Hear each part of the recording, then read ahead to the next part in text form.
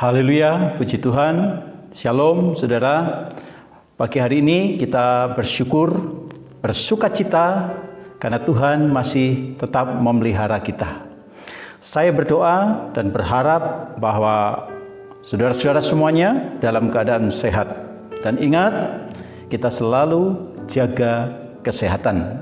Dalam kondisi apapun, dimanapun, dan kapanpun kita berada, mari kita tetap menjaga kesehatan. Pagi hari ini kita akan bersama-sama mendengarkan kebenaran firman Tuhan untuk menguatkan kita semuanya, supaya kita menjadi orang-orang yang kuat di dalam Tuhan. Menguatkan iman kita, menjaga iman kita, supaya kita tetap berada di dalam iman kepada Yesus Kristus. Mari sebelum kita membaca, merenungkan kebenaran firman Tuhan pada pagi hari ini, kita akan bersama-sama berdoa lebih dahulu. Mari kita berdoa.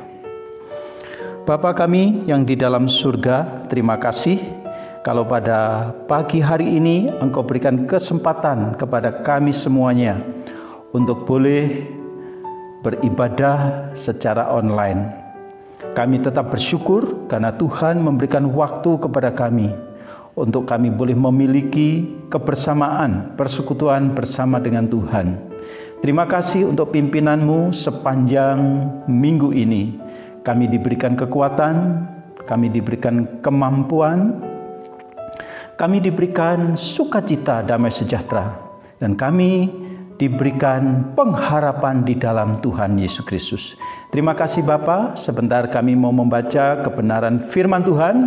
Tuhan memberkati pembacaan firman Tuhan dan sekaligus pemberitaan firman Tuhan pada pagi hari ini. Tuhan tolong hamba-Mu, pakai hamba-Mu untuk menerjemahkan apa maksud Tuhan ke dalam kehidupan kami. Terima kasih Bapa, terima kasih. Kami menyerahkan jalannya pemberitaan firman Tuhan ini ke dalam tangan kuasa Tuhan. Dan di dalam nama Tuhan Yesus Kristus kami sudah berdoa dan mengucap syukur. Haleluya, amin.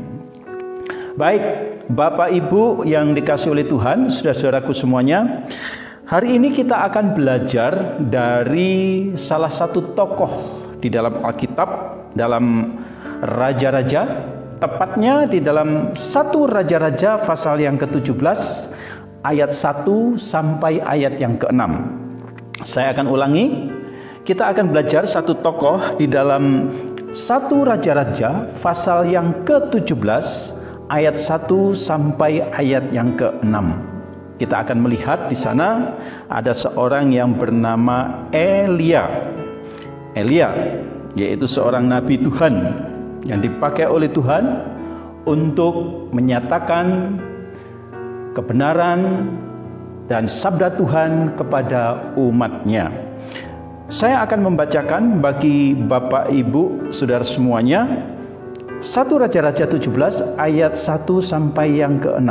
Demikian bunyi firman Tuhan. Perikopnya berjudul yaitu Elia di tepi sungai Kerit. Demikian bunyi firman Tuhan.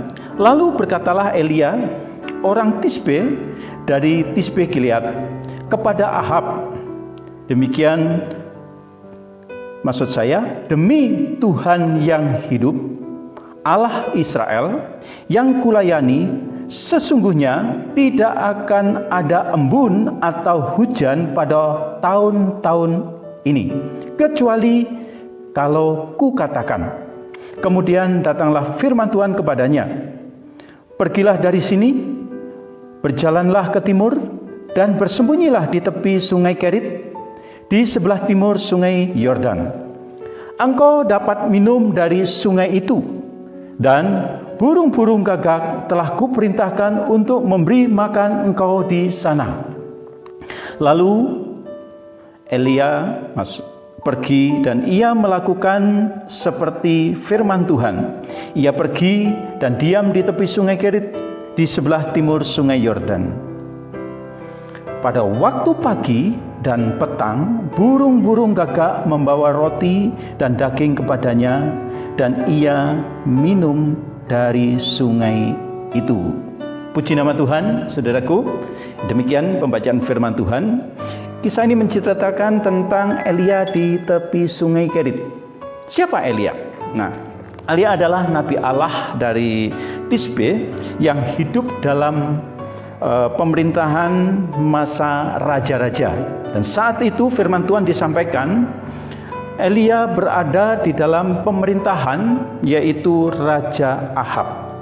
Dia menyampaikan berita tentang akan terjadinya musim kemarau selama 3,5 tahun. Pada waktu itu dalam pemerintahan Raja Ahab. Raja Ahab adalah Raja Israel di Samaria dan hidup tidak takut kepada Tuhan. Bahkan dia meninggalkan Tuhan dan beribadah kepada Baal. Dia mendirikan mezbah-mezbah penyembahan berhala, dan dia di sana dia memuja-muja Baal sehingga membuat sakit hati Tuhan Allah Israel. Oleh karena itu Tuhan menyuruh Elia, seorang nabi Allah, untuk menyampaikan berita kepada Raja Ahab bahwa akan terjadi masa kekeringan. Bahkan dikatakan tadi dalam Alkitab, embun pun tidak akan turun. Jangankan hujan, embun pun tidak akan turun. Dalam pemerintahan Raja Ahab itu terjadilah masa-masa kekeringan seperti itu. Dan Tuhan menyuruh Elia untuk bersembunyi di tepi sungai Kerit. Nah, saudaraku yang dikasihi oleh Tuhan, menarik sekali untuk kita renungkan, ya, untuk kita renungkan bersama. Mengapa Tuhan menyuruh dan menempatkan, Tuhan mengizinkan untuk Elia berada di dalam sungai Kerit, di tepi sungai Kerit maksud saya. Nah, saya ingin menyampaikan satu hal yang sederhana. Karena apa? Karena saya ingin menyampaikan berita kebenaran firman Tuhan ini kita pahami bersama-sama. Tadi pertanyaannya, mengapa Tuhan menyuruh dan menempatkan dan mengizinkan Elia berada di tepi sungai Kerit? Karena apa? Tuhan ingin menyatakan kepada Elia bahwa dia yang mengutus, dia yang menyuruh Elia untuk pergi ke tepi sungai Kerit. Dia adalah Allah yang memelihara hidupnya. Puji Tuhan, ya. Nah, pada pagi hari ini kita akan merenungkan kebenaran firman Tuhan. Saya akan memberikan sebuah arahan atau judul atau tema pada pagi hari ini, yaitu pemeliharaan Tuhan dalam masa kesukaran. Pemeliharaan Tuhan dalam masa kesulitan.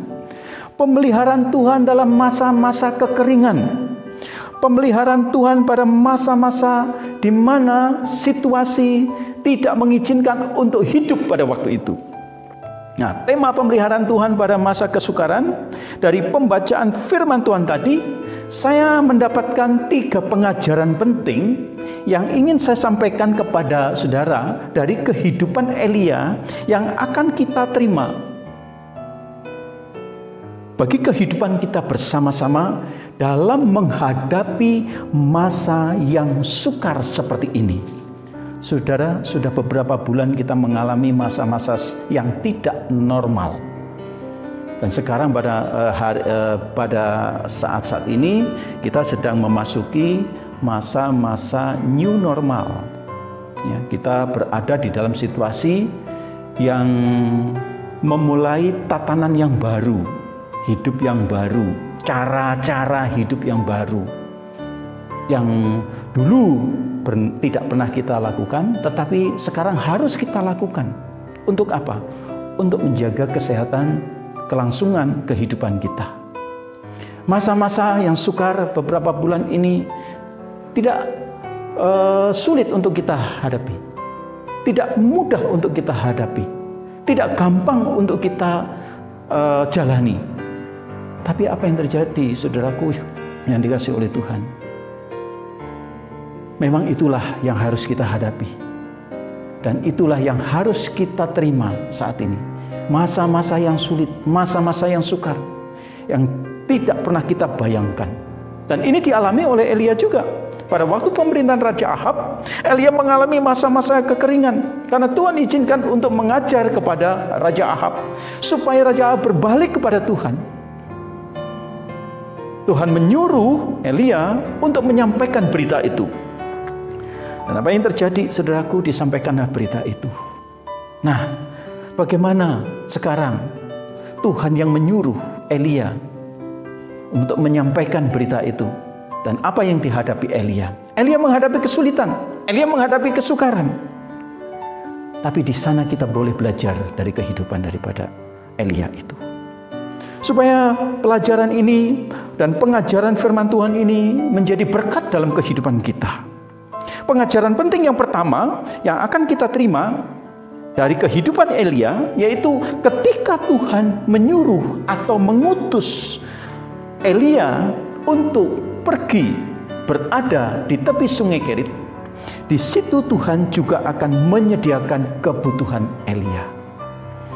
Artinya, ketika Tuhan mengutus, Tuhan juga lah yang akan menyediakan kebutuhan-kebutuhan yang diperlukan oleh Elia. Elia adalah nabi besar ketika diutus oleh Tuhan dalam masa-masa kesukaran. Dia tidak berpikir hal-hal apa yang akan terjadi di depannya. Dia hanya melakukan, dia hanya taat, dan apa yang dikatakan oleh Tuhan dia jalankan. Ada langkah iman yang kuat dari Elia. Tidak ada kebimbangan, tidak ada kecemasan, tidak ada kekhawatiran di dalam hatinya. Dia sangat mempercayai kepada siapa yang mengutus untuk dia pergi ke sana. Ini sangat berbeda dengan kita, saudaraku. Seringkali kita belum apa-apa mendengar berita yang negatif sedikit, apa yang terjadi? Kita dihantui rasa cemas, khawatir, bimbang, ragu, takut. Ketika kita diperhadapkan dengan kesulitan-kesulitan atau kesukaran-kesukaran, ya, masalah-masalah yang belum terjadi dalam kehidupan kita, sehingga kita sudah berencana untuk mengantisipasi berbagai macam cara. Sepertinya kita lebih hebat daripada Tuhan. Karena apa? Seakan-akan, wah, ini solusinya, ini cara untuk mengatasinya. Dan kadang-kala kita merasa lebih pandai untuk menghadapi itu. Saudaraku, Elia tidak demikian. Elia hanya taat. Dia tahu bahwa yang mengutus, siapa yang mengutus, Allah yang mengutus Elia, dia juga yang menyediakan seluruh kebutuhan daripada Elia.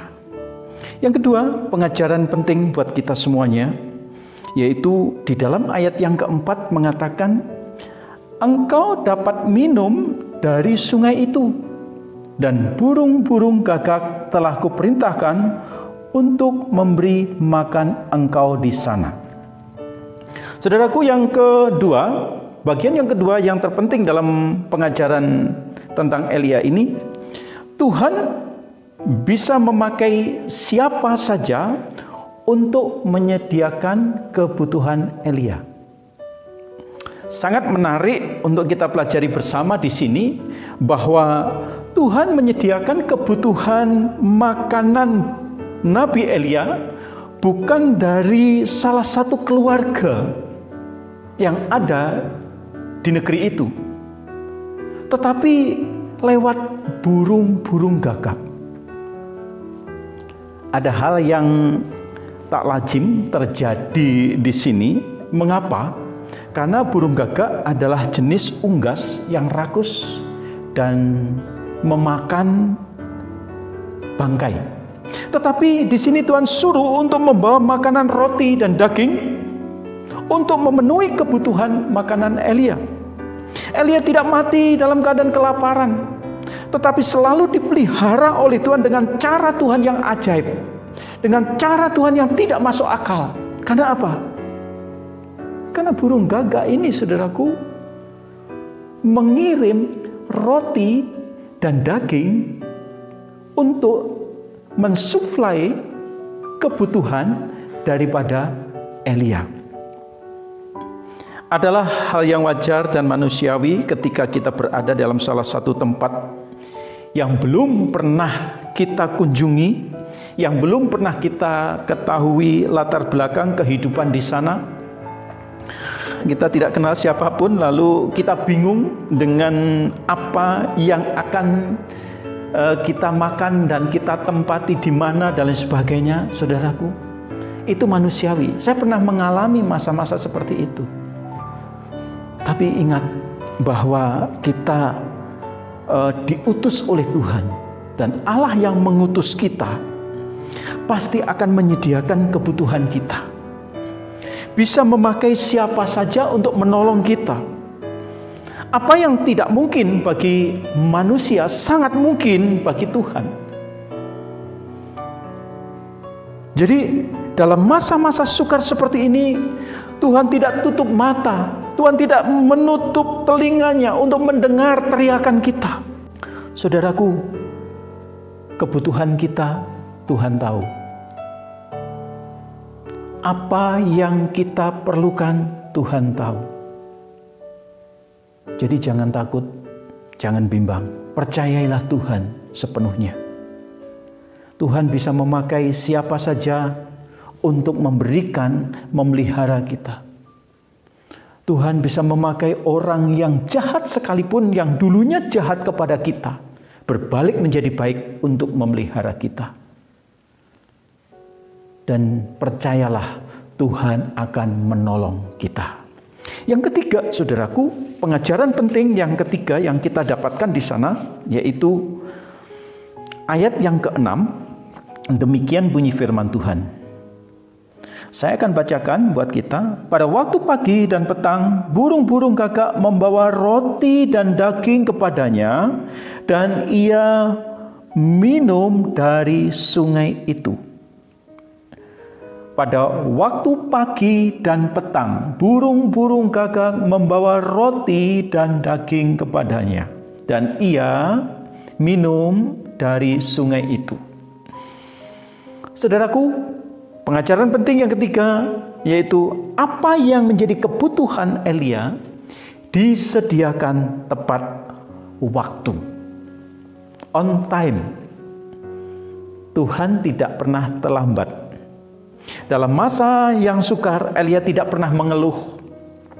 Dia senantiasa bersyukur dengan situasi yang ada. Dia tidak meminta kepada Tuhan agar kebutuhannya dipenuhi, kebutuhannya dicukupi, bahkan berlimpah-limpah. Tidak, tetapi dia senantiasa percaya, dia yakin Tuhan yang mengutus selalu menyediakan kebutuhannya tepat waktu. Tidak ada kata terlambat. Tuhan menyediakan kebutuhan Elia tidak pernah terlambat, dan berkatnya selalu baru, pagi dan sore. Saudara, perhatikan, pagi dan sore selalu dikirim roti dan daging oleh burung-burung gagak. Hal yang tak lazim, hal yang tak wajar telah terjadi dalam kehidupan Elia. Ya, burung gagak yang rakus, pemakan bangkai, dipakai oleh Tuhan untuk menjadi kurir makanan untuk mengirim ke Nabi Elia. Sungguh ajaib dan luar biasa. Apa yang tak mungkin bagi pikiran daripada Elia menjadi mungkin karena Allah yang bekerja. Nah, saudaraku, seringkali kita mengalami kekhawatiran. Seringkali kita meminta Tuhan untuk supaya memberikan itu tepat pada waktunya. Waktu kita bukan waktunya Tuhan. Waktunya Tuhan bukan waktu kita. Oleh karena itu terserah Tuhan. Biarkan Tuhan bekerja. Asalkan kita mau taat seperti Elia, Tuhan akan melakukan segala perkara. Mengapa, saudaraku? Tuhan Elia adalah Tuhan kita juga. Allah Elia adalah Allah kita juga. Raja daripada Elia yang disembah itu adalah Raja kita di dalam Tuhan Yesus Kristus. Kita percaya kepada Tuhan yang disembah oleh Elia. Kita mempercayai kepada Allah yang disembah oleh Elia. Nah, kita semua mempercayai Tuhan yang sama. Ya. Kalau Tuhan menyediakan kebutuhan Elia, apakah Dia tidak menyediakan kebutuhan kita semuanya? Saudara, Tuhan yang sama akan menyediakan keperluan, kebutuhan, apa yang menjadi kebutuhan, keperluan daripada anak-anaknya disediakan. Jangan khawatir akan kebutuhan utama kita. Soal makan dan minum Tuhan akan cukupi. Tuhan akan cukupkan, Tuhan akan sediakan lewat siapapun. Mungkin ada tetangga kita yang mungkin saudaraku, dulunya jahat kepada kita, bisa dipakai oleh Tuhan untuk menyediakan keperluan kita. Tatkala kita tidak memiliki pengharapan, di situ Tuhan memberikan pengharapan.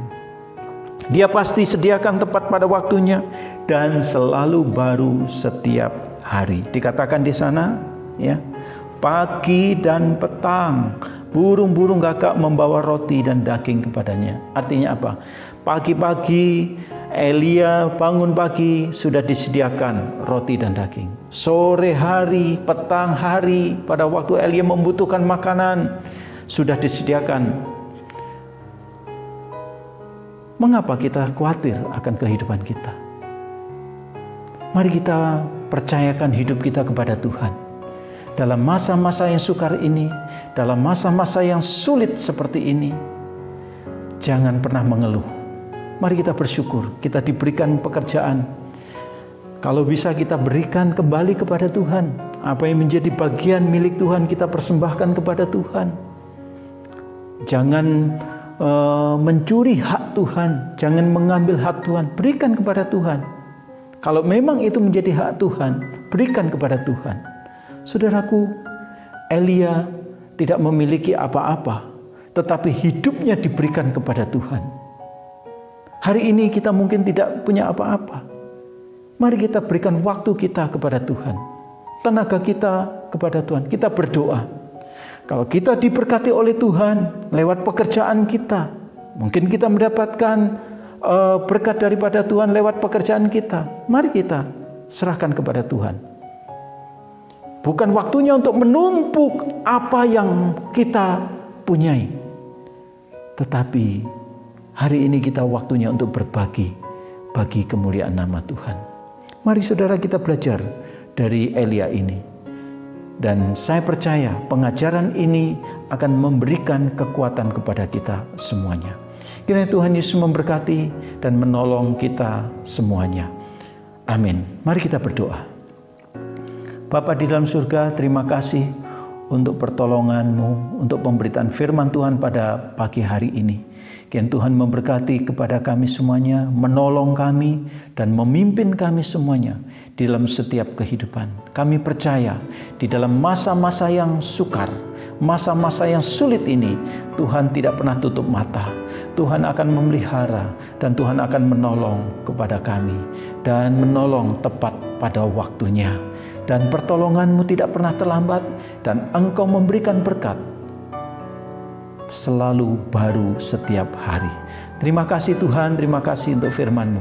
Kuatkan kami dan teguhkan kami melalui kebenaran firman-Mu ini. Dalam nama Tuhan Yesus Kristus kami berdoa. Haleluya. Amin. Amin. Kiranya Tuhan memberkati kita semuanya dan menolong kita. Dan tetap setia, tetap teguh, yakinlah Tuhan akan memelihara dalam masa-masa kesulitan atau kesukaran seperti ini. Tuhan Yesus memberkati. Shalom.